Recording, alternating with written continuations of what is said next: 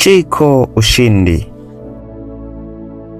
alizaliwa Januari 7 mwaka 1996 nchini DRC Congo. Chiko Ushindi alianza kulicheza soka akiwa na miaka 10 tu. Ndoto yake ilikuwa inasema alikuwa anatamani awe mmojawapo aliyefanikiwa kimpira. Alipambana sana kwenye hizi timu ndogo ndogo ambazo zipo daraja la chini, lakini ndoto yake ni kwenda kuchezea TP Mazembe. Na Mungu siyo Asumani, au tuseme Mungu ni wa kwetu sote.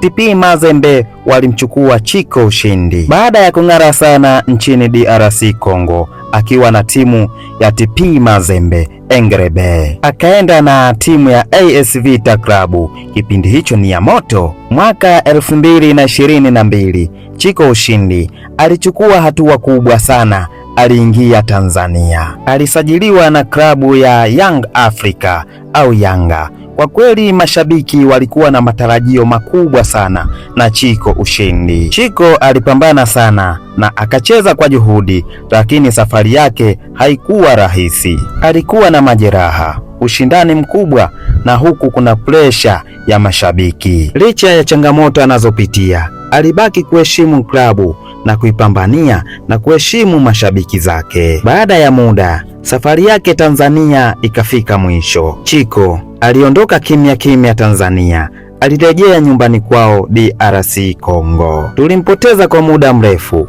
lakini ilisemekana kwamba alikuwa anacheza kwenye timu za madaraja ya chini sana. Mwisho wa safari ya Chiko Ushindi. Mnamo mwezi Disemba 2025, taarifa ya kusikitisha ikatolewa. Chiko Ushindi amefariki dunia.